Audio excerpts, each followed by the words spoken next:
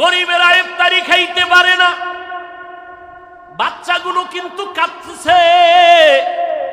স্বামী আর স্ত্রী কোন রকম নিজেরে কন্ট্রোল করতে পারে, কিন্তু বাচ্চাগুলোতে কন্ট্রোল করতে পারে না।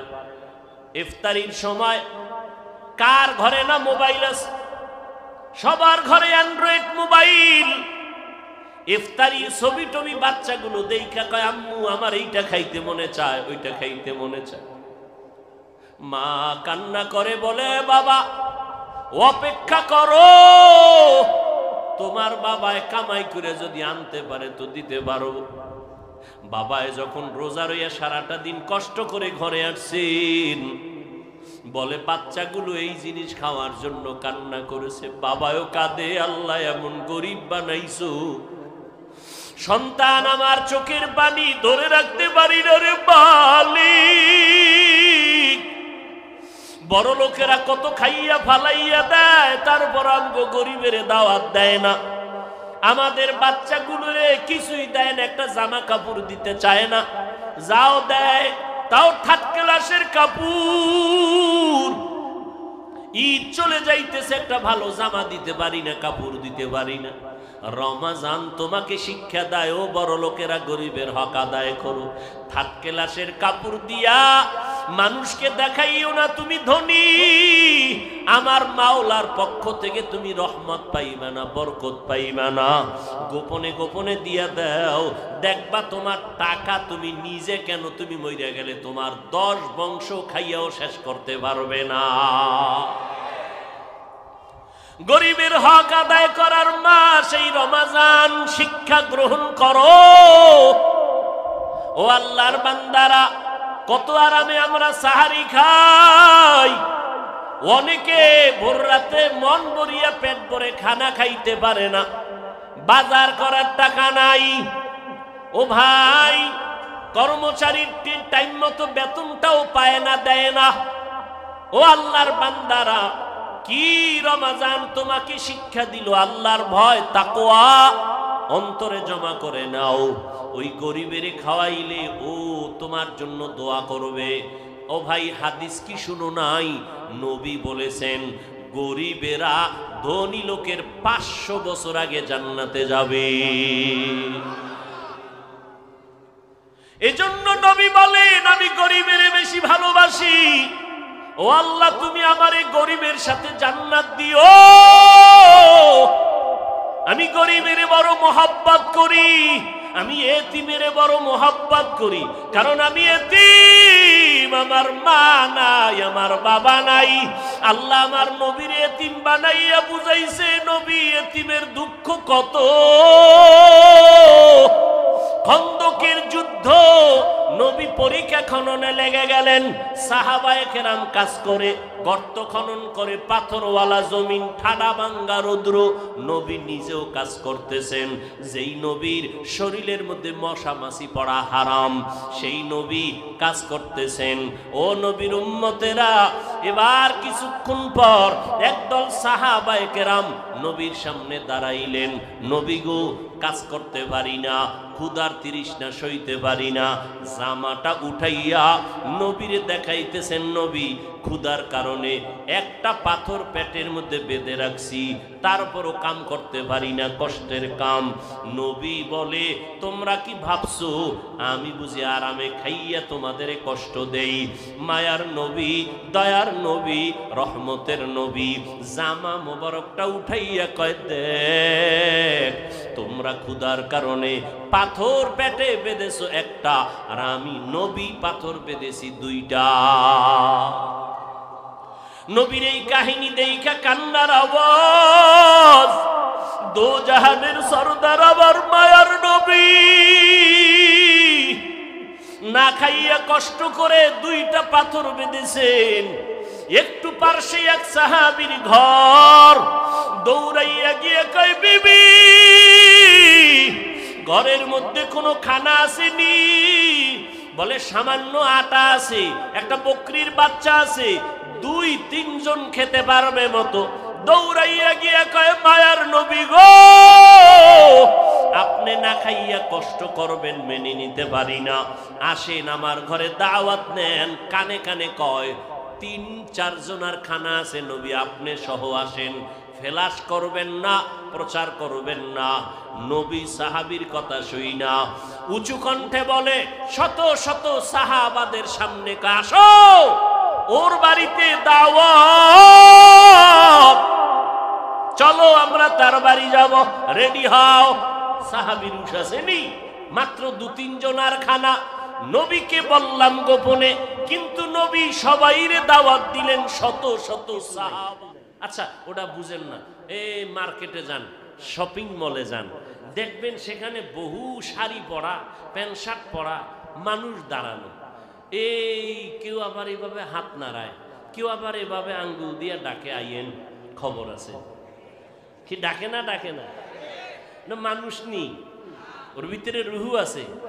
রুহু ছাড়া একটা খলস ইবাদত এমন হয়ে গেছে, ইতিকাফে বসবে মানুষ নাই, কি লোক নাই, সব বিজি, শেষ 10 দিন ব্যবসার ধুম, যারা যেই পাগল ওই পাগলামিতে দৌড়াইতেছে, ইতিকাফে বসার নাই।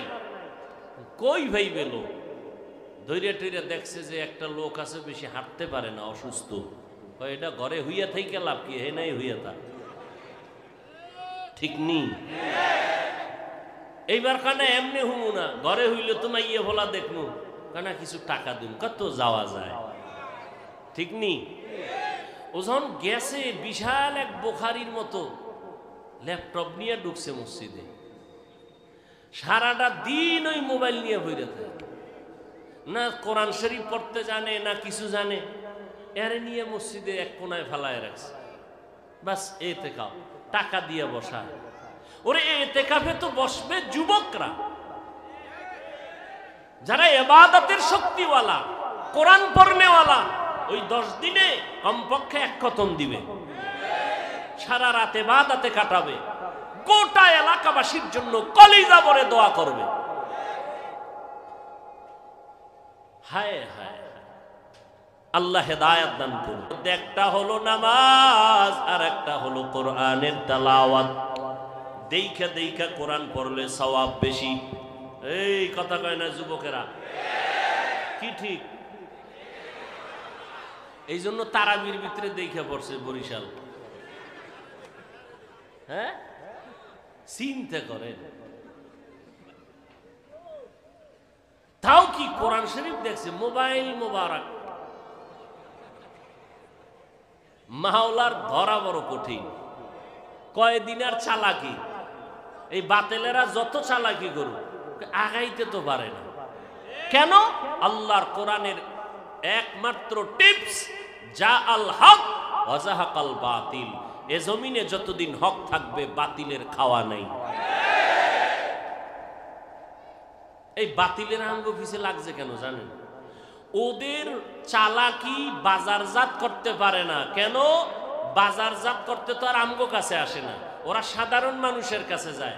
ওরা ঠিকই বাজারজাত করে ঠিক না, আমগো আহলে হকদের কারণে তা পারে না, বিলীন হয়ে যায়। এই জন্য এখন ওদের বিরুদ্ধে না লেগে আমাদের বিরুদ্ধে লাগছে। বাতেলেরা কোনোদিন ভণ্ড পীর নিয়া, নাম করা ভণ্ড পীর, এদের নিয়ে কোনোদিন লাইভে আসবে না। চরমনাই নিয়ে আসবে, দেওবন্দি নিয়ে আসবে, কওমি নিয়ে আসবে। কেন? ওদের বাজার নষ্ট করে দেয় এরা। কারণ ওরা আহলে বাতিল, এটা ধরার মতো কষ্টি পাথর আছে আহলে হক আলেমদের কাছে।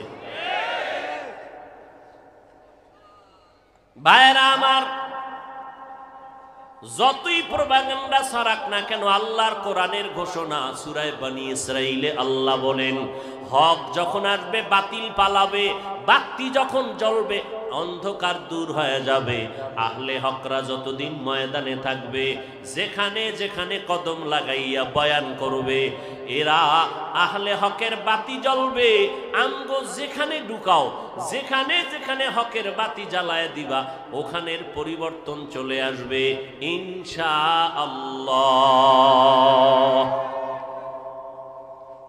এই জন্য বাতিলেরা দেখবেন আমাদের কোনো মাহফিল দিলে ওরা আলাদা মাইক বাজায়।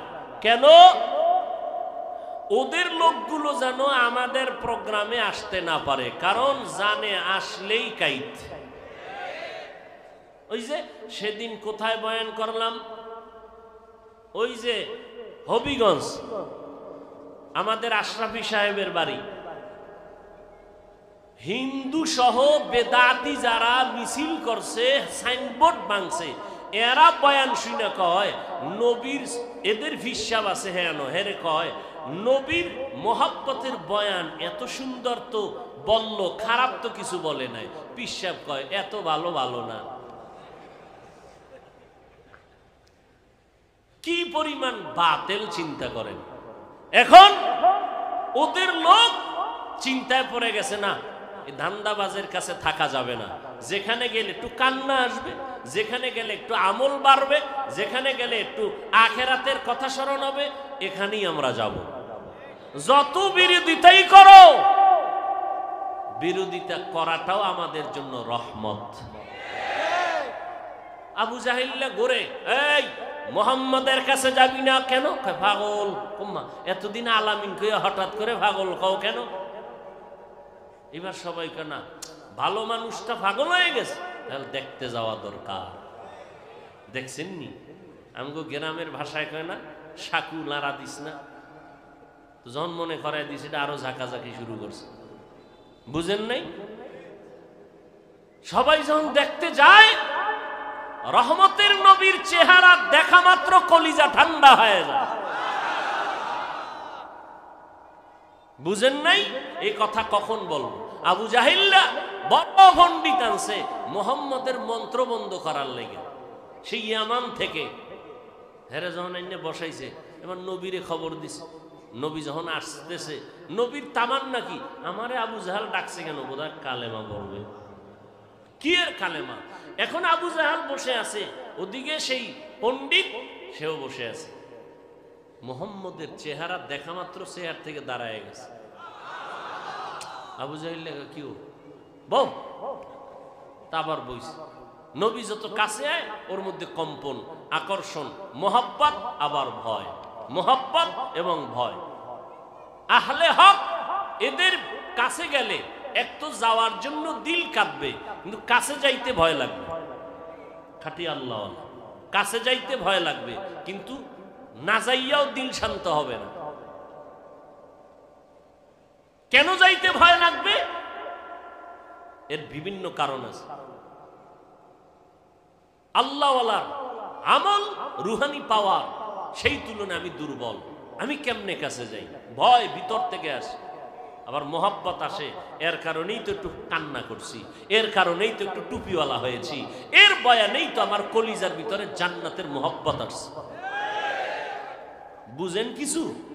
বুঝার মতো তো এখন মানুষ পাওয়া কঠিন। সমস্ত দুনিয়ার আহলে সুন্নাত ওয়াল জামাতের আকীদা, আল্লাহকেই চর্ম চোখে দেখা যাবে, কিন্তু হাদিসে জিবরাইল, পৃথিবীর সমস্ত হাদিসের মা হাদিসে জিবরাইল, সেই হাদিসে আল্লাহর নবী বলেন, তোমরা আল্লাহর ইবাদত এইভাবে করো যে আল্লাহকে দেখো। আল্লাহকে দেখা যাবে না, ফাইনাল সিদ্ধান্ত আল্লাহর রসুল কোন হাদিসে বলছেন? যে হাদিসটা নিয়ে কোনো সুই দোকানের সাহস পৃথিবীর কোনো মুহাদ্দিসদের নাই, যেই হাদিসকে বলা হয় উম্মুল আহাদিস, সমস্ত হাদিসের মা।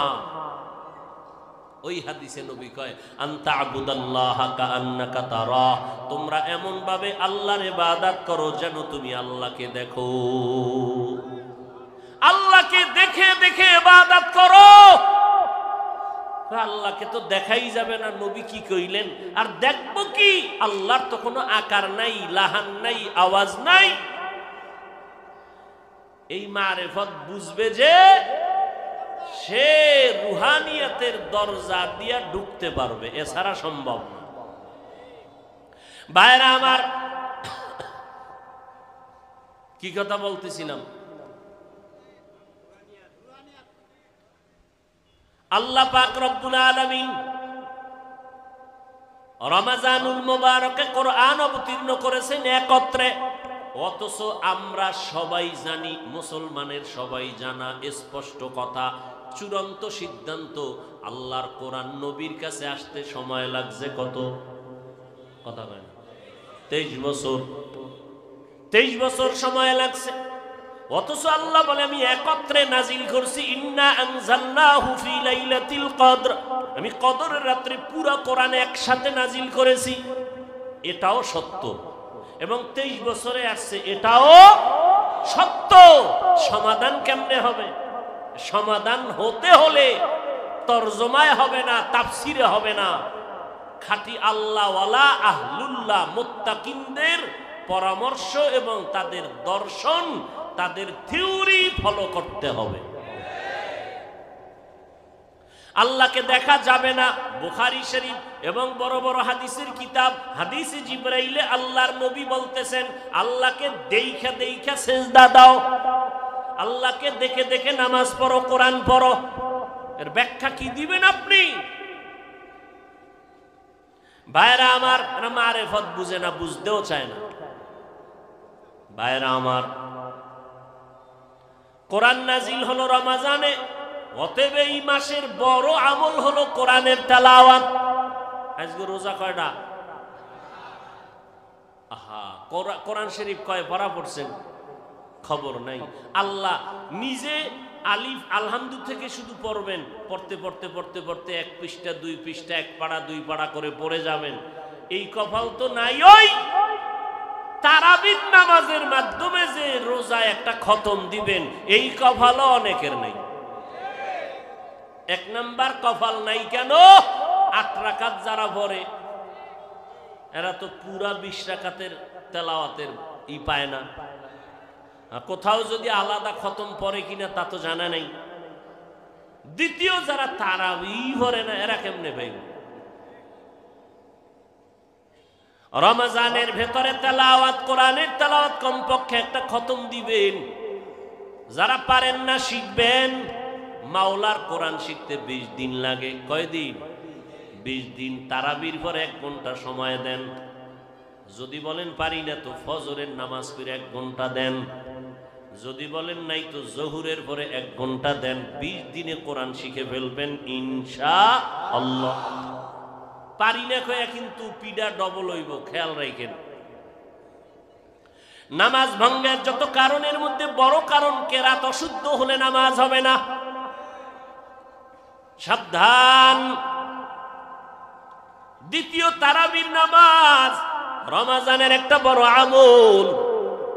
এই রমজানের মধ্যে তারাবির নামাজটা কি অন্য মাসে আসেনি? অতএব এই তারাবির আমলের মধ্যে যেন কোনো দুর্বলতা না আসে। কম পড়বেন না। কয় রাকাত পড়বেন? কয় রাকাত? ইমামে আবু হানিফা মাযহাব, হানাফি মাযহাব, হাম্বলি মাযহাব, মালিকি মাযহাব, শাফিঈ মাযহাব, যত ইমাম, ইমাম বুখারী, ইমাম মুসলিম, ইমাম তিরমিজি, ইমাম আবু দাউদ, সবাই 20 রাকাত তারাবির পক্ষে কথা বলেছেন। ইমাম বুখারী কোনোদিন 8 রাকাত পড়েন নাই। ওমরে ফারুক থেকে 20 রাকাতের চলে আসছে। এমন কি নবীর হাদিস আছে, আন আব্দুল্লাহ ইবনে আব্বাস রাদিয়াল্লাহু তাআলা আন্নান নাবিয়্যা সাল্লাল্লাহু আলাইহি ওয়াসাল্লাম কানান নাবিয়্যু সাল্লাল্লাহু আলাইহি ওয়াসাল্লামা কানা ইউসাল্লি ফি রমাজানা 20 রাকাতান। আল্লাহর নবী রমাজানে 20 রাকাত তারাবি পড়েছেন। বুঝেননি কিছু? তারাবি কয় রাকাত? 20 রাকাত। আমরা কখনো কম পড়ব, পারলে বেশি পড়বেন। পারলে বেশি। কম পড়ার কোনো যৌক্তিকতা নাই। হাদিসের মধ্যে আছে, আব্দুল্লাহ ইবনে আব্বাস থেকে বর্ণিত মুসান্নাফ আবি শায়বার মধ্যে হাদিস আছে, নবী 20 রাকাত নামাজ পড়েছেন রমাজানে, অন্য মাসে না। কোন মাসে? রমাজানে। আর অন্য হাদিসে আছে, আম্মা জান আয়েশা বলেন, নবীজি রমাজান সহ পুরা বছরে রাতের বেলা 8 রাকাত পড়েছেন বিতির ছাড়া। তাহলে যেই 8 রাকাত রমাজানে, রমাজানের বাহির মাসেও পড়ছেন, এটা কি তারাবি না তাহাজ্জুদ? যেই 8 রাকাত রমাজানও নবী পড়েছেন, রমাজানের বাহিরেও পড়েছেন রাতে, এই বাহিরে পড়ার দ্বারা কি প্রমাণ? এটা তারাবি না তাহাজ্জুদ? আর যেটা শুধু রমাজানে পড়েছেন এটা কি? তারাবি। অতএব এরপরও যদি কেউ পেশ লাগাইতে চায়, আমরা তর্ক ছাড়া সমাধান দিব, ঝগড়া মুক্ত সমাধান। কি?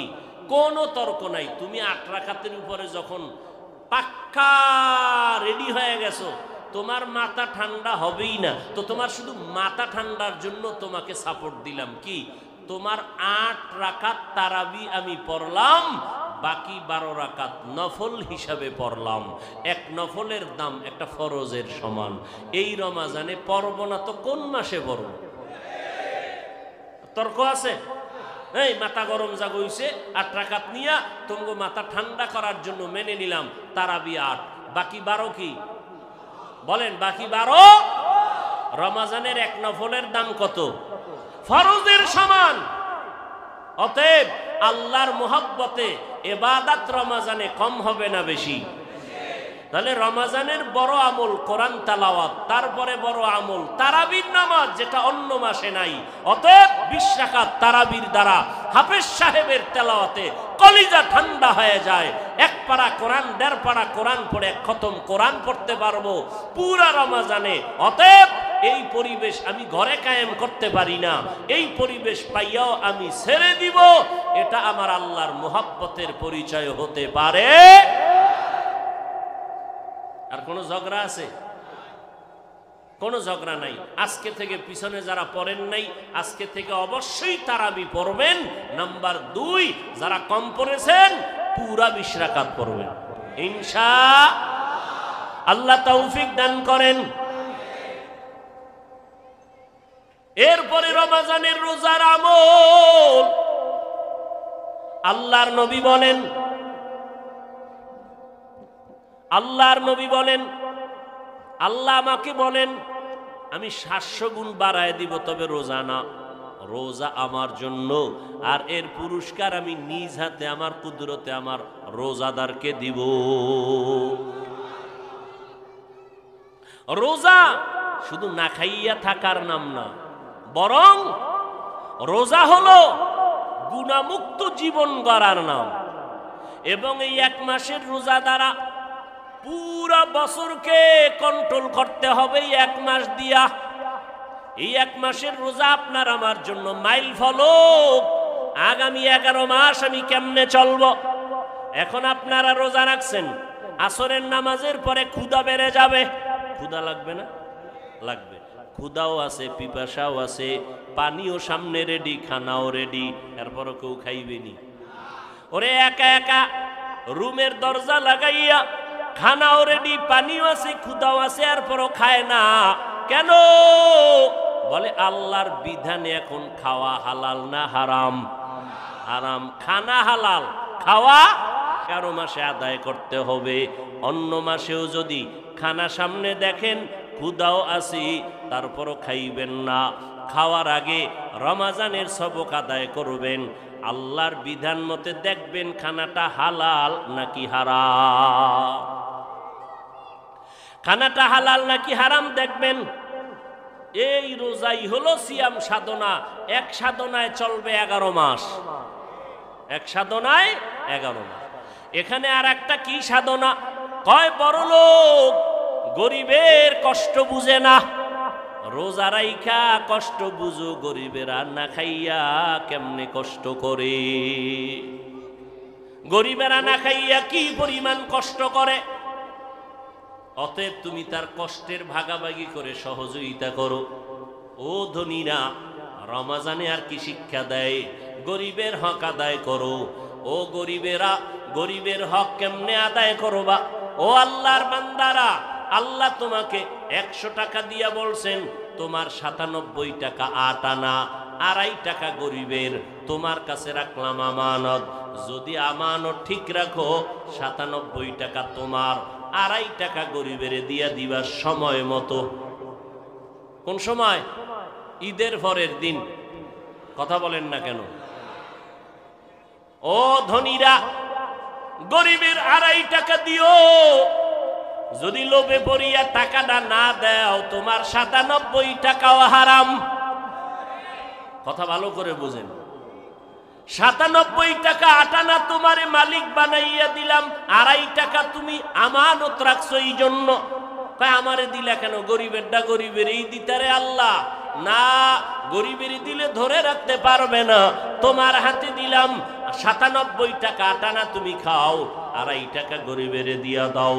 না দিয়ে যদি খাও এই হারাম খাইয়া ৯৭ টাকাও হবে হারাম। ওই হারাম খাইয়া রক্ত হবে হারাম, গোশত হবে হারাম, জান্নাত হবে হারাম। ও আল্লাহর বান্দারা, খবরদার গরিবের হক আদায় করো। যাকাত গুইনা গুইনা দিয়ে দাও। যাকাত যেদিন আপনি ওই নেশাব পরিমাণ টাকার মালিক হইছেন গত বছর, ওই দিন থেকে ১ বছরের শেষ দিন হিসাব করে দিয়ে দিতে হবে। আপনি রমজান টু রমজান টু করলে হবে না, দিন হিসাব করবেন। কোন দিন, কোন মাসের কয় তারিখ, কয়টার সময় আপনি ১ লক্ষ টাকা ৭০,০০০ টাকার মালিক হয়েছেন। ৭.৫ তোলা কি স্বর্ণ, ৫২.৫ তোলা রূপা, এই পরিমাণ টাকার মালিক আপনি যেই মাসের যেই তারিখে হয়েছেন, ওই দিন থেকে ১ বছরের হিসাব করে যেই মাসের যেই তারিখ হবে ওই তারিখ পাই টু পাই যাকাতের টাকা হিসাব করে গরিবকে দিয়া দাও। রমজান মাসে দেওয়ার টাইম ছিল রোজার আগেই দেওয়া। রোজার আগে দিলে কি হইতো? কেমনে দিতেন? দোকানে যাইতেন, মুদি দোকানে, এই দোকানওয়ালা আমার পাশে একটা গরিব আছে, নাম ঠিকানা নিয়ে নাও। নিচে এই গরিবের গড়ে খাদ্য সংখ্যার লোক আছে ৬ জন। এ হিসাব দে, ৬ জনে ১ মাস ইফতারি সাহারি খাইতে কয় টাকা লাগবে? কি বুট, পেঁয়াজু, মুড়ি, খেজুর, এরপরে ডাউল, চাউল, তেল কত লাগবে? স্যার ১০,০০০। নে ১০,০০০। পুরা বাজারটা করে ওকে ডাক দিয়া দিবি মোবাইল নাম্বার নিয়া, আর বলবি আমার পক্ষ থেকে হাদিয়া। যাকাত বলবি না, কি বলবি? হাদিয়া। তখন গরিব দোয়া করতো না, বড় দোয়া। কিন্তু হজরতেরা দেয় কবে? ঈদের আগে আগে তাড়াহুড়া কইরা একটা মোটামুটি কি হিসাবও ঠিক মতো করে কিনা আল্লাহ জানেন। এবার এমন কি দেয়, কাপড়, চিনি, সেমাই নিতে নিতে দফা ঠান্ডা, এমন কাপড় জমিনের মধ্যে মনে হয় কাপড়গুলো আলাদা জগৎ থেকে বানাইয়া আনা হয়।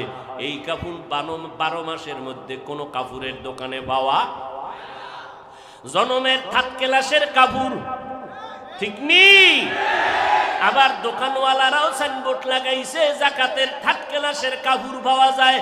এখন না নিলে কিন্তু রোজার পরে পাবেন না, এটা অন্য জগতের তৈরি। এই সুতা মানুষের চোখে ধরে না। কাপড়টা নিয়া বাসায় যাওয়া পর্যন্ত শুধু গালি। এটা ফকিন্নির বাচ্চা, এটা কি এর ধনী? ওরে আল্লাহ টাকা দিছে, ওর মাইয়া ভোলা এডি ভরবেনি, ওর ভাতিজা এডি ভরবেনি। আরে আর ৫০০ টাকা বাড়াইয়া আর একটু ভালো দিলে কি মইরা যাইতনি? আসলে টাকা হইলে কি হইব? লোকটা ফকিন্নি। দেখছেন নি, দিছে সওয়াবের জন্য কি পরিমাণ গালি আসতেছে বিসমিল্লাহ ছাড়া।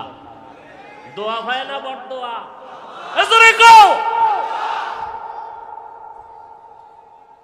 এই বয়ান কোন খতিব সাহেবরা মসজিদে দিয়েন না তো, চাকরি শেষ। সাবধান ভাইরা আমার, বড় দুঃখ। গরিবেরা ইফতারি খাইতে পারে না, বাচ্চাগুলো কিন্তু কাঁদছে।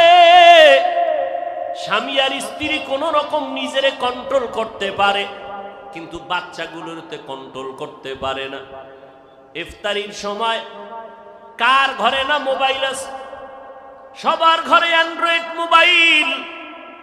ইফতারির ছবি টবি বাচ্চাগুলো দেখা কয়, আম্মু আমার এইটা খাইতে মনে চায়, ওইটা খাইতে মনে চায়। মা কান্না করে বলে, বাবা অপেক্ষা করো, তোমার বাবায় কামাই করে যদি আনতে পারে তো দিতে পারো। বাবায় যখন রোজা রইয়া সারাটা দিন কষ্ট করে ঘরে আসছেন, বলে বাচ্চাগুলো এই জিনিস খাওয়ার জন্য কান্না করেছে। বাবাও কাঁদে, আল্লাহ এমন গরিব বানাইছো, সন্তান আমার চোখের পানি ধরে রাখতে পারি না রে মালিক। বড় লোকেরা কত খাইয়া ফালাইয়া দেয়, তারপর আমগো গরিবের দাওয়াত দেয় না। আমাদের বাচ্চাগুলোরে কিছুই দেয় না, একটা জামা কাপড় দিতে চায় না, যাও দেয় তাও থার্ড ক্লাসের কাপড়। ঈদ চলে যাইতেছে, একটা ভালো জামা দিতে পারি না, কাপড় দিতে পারি না। রমাজান তোমাকে শিক্ষা দেয়, ও বড় লোকেরা গরিবের হক আদায় করো। থার্ড ক্লাসের কাপড় দিয়া মানুষকে দেখাইও না তুমি ধনী। আমার মাওলার পক্ষ থেকে তুমি রহমত পাইবা না, বরকত পাইবা না। গোপনে গোপনে দিয়া দাও, দেখবা তোমার টাকা তুমি নিজে কেন, তুমি মইরা গেলে তোমার 10 বংশ খাইয়াও শেষ করতে পারবে না। গরিবের হক আদায় করার মাস এই রমাজান, শিক্ষা গ্রহণ করো। ও আল্লাহর বান্দারা, কত আরামে আমরা সাহারি খাই। অনেকে ভোর রাতে মন ভরিয়া পেট ভরে খানা খাইতে পারে না, বাজার করার টাকা নাই।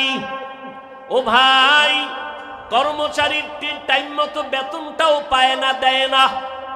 ও আল্লাহর বান্দারা, কি রমাজান তোমাকে শিক্ষা দিল, আল্লাহর ভয় তাকওয়া অন্তরে জমা করে নাও। ওই গরিবের খাওয়াইলে ও তোমার জন্য দোয়া করবে। ও ভাই, হাদিস কি শুনো নাই? নবী বলেছেন গরিবেরা ধনী লোকের 500 বছর আগে জান্নাতে যাবে। এজন্য নবী বলেন, আমি গরিবের বেশি ভালোবাসি। ও আল্লাহ, তুমি আমার এই গরিবের সাথে জান্নাত দিও। আমি গরিবের বড় মোহাব্বত করি, আমি এতিমের বড় মোহাব্বত করি, কারণ আমি এতিম, আমার মা নাই, আমার বাবা নাই। আল্লাহ আমার নবীর এতিম বানাইয়া বুঝাইছে, নবী এতিমের দুঃখ কত। খন্দকের যুদ্ধ, নবী পরীক্ষা খননে লেগে গেলেন। সাহাবায়ে কেরাম কাজ করে, গর্ত খনন করে, পাথরওয়ালা জমিন, ঠাডা ভাঙ্গা রৌদ্র। নবী নিজেও কাজ করতেছেন। যেই নবীর শরীরের মধ্যে মশা মাছি পড়া হারাম, সেই নবী কাজ করতেছেন। ও নবীর উম্মতেরা, এবার কিছুক্ষণ পর একদল সাহাবায়ে কেরাম নবীর সামনে দাঁড়াইলেন। নবী গো, কাজ করতে পারি না, ক্ষুধার তৃষ্ণা সইতে পারি না। জামাটা উঠাইয়া নবীরে দেখাইতেছেন, নবী ক্ষুধার কারণে একটা পাথর পেটের মধ্যে বেঁধে রাখছি, তারপরও কাম করতে পারি না, কষ্টের কাম। নবী বলে, তোমরা কি ভাবছো আমি বুঝি আরামে খাইয়া তোমাদের কষ্ট দেই? মায়ার নবী, দয়ার নবী, রহমতের নবী জামা মোবারকটা উঠাইয়া কয়, দেখ তোমরা ক্ষুধার কারণে পাথর পেটে বেঁধেছো একটা, আর আমি নবী পাথর বেঁধেছি 2টা। নবীর এই কাহিনী দেখা কান্নার আওয়াজ। দো জাহানের সরদার আমার মায়ার নবী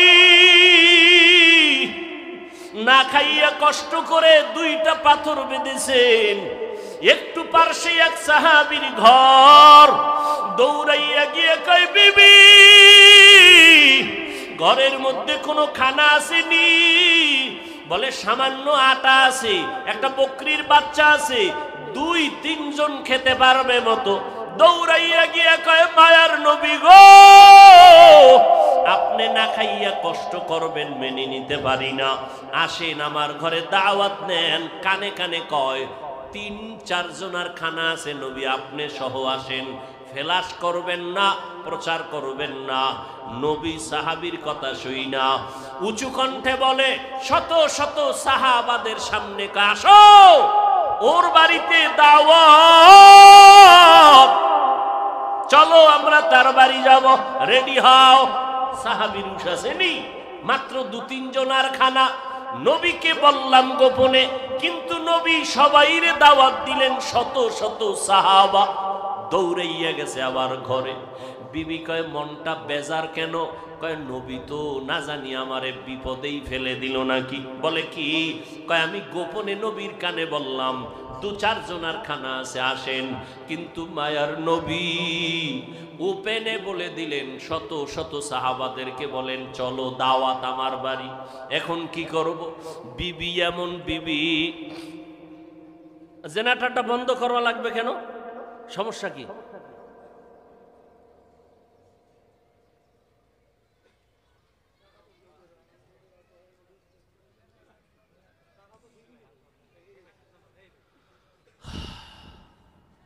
ভাইরা আমার, রহমতের নবী যখনই সমস্ত সাহাবায়ে কেরামদের দাওয়াত দিলেন, মায়ার নবীর এই অবস্থা দেখা সাহাবীর মনটা বেজার, স্ত্রীর কাছে চলে গেল। আল্লাহর বান্দি সাহাবীর স্ত্রী যেমন তেমন সাধারণ নারীর মতো না, যথেষ্ট পরিমাণ ত্যাগ স্বীকার করার অভ্যাস নিয়ে ঘরে আছেন। এবার আল্লাহর বান্দি স্বামীকে সান্ত্বনা দিয়ে বলেন, ও স্বামী আমার, কথাটা রহমতের নবী বলেছেন? বলে হা। নবী যেহেতু বলেছেন কোনো পেরেশানি করার দরকার নাই, কারণ আমার নবীর জবানের কথা কোনোদিন বৃথা হতে পারে না। সান্ত্বনা দিছে, বিবিরে রুটি বানাইয়া একটা পাত্রের মধ্যে ঢাইকা রাখতে বলবা, আমি আইসা সেই পাত্রের ঢাকনা উঠাবো আমার হাতে। বকরির গোশত একটা পেয়ালায় রাখতে বলবা, ঢেকে আমি এসে উঠাবো। সাহাবী আবার দৌড়াইয়া রুটির পেয়ালা ঢেকে রাখলেন, গোশতের পেয়ালা ঢেকে রাখলেন। শত সাহাবায়ে কেরাম নিয়ে নবী গেলেন, এবার গোশতের পেয়ালা এনে দাও, ঢাকনা সহ রুটির পেয়ালা এনে দাও। নবী বরকতের হাতে ঢাকনার ভেতর থেকে রুটি উঠাইয়া রুটির মধ্যে গোশত দিয়া লাইনে লাইনে সবাইরে দিতেছেন, পেট ভরে খাও। শত শত সাহাবায়ে কেরাম পেট ভরে খাচ্ছেন, সবাই সবাই পেট ভরে খাওয়ার পর মায়ার নবী ওই পেয়ালা আর ওই রুটির পেয়ালা, গোশতের পেয়ালা ঢাকনা সহ বলে, ও সাহাবী ঘরের মধ্যে নিয়ে যাও। সাহাবী বলতেছেন, শত সাহাবাদের নবী দিয়া আমাদেরকে ফিরাইয়া দেওয়ার পরে ঘরের মধ্যে গিয়া দেখি আগের গোশত রুটি এখনো সেইভাবেই আছে।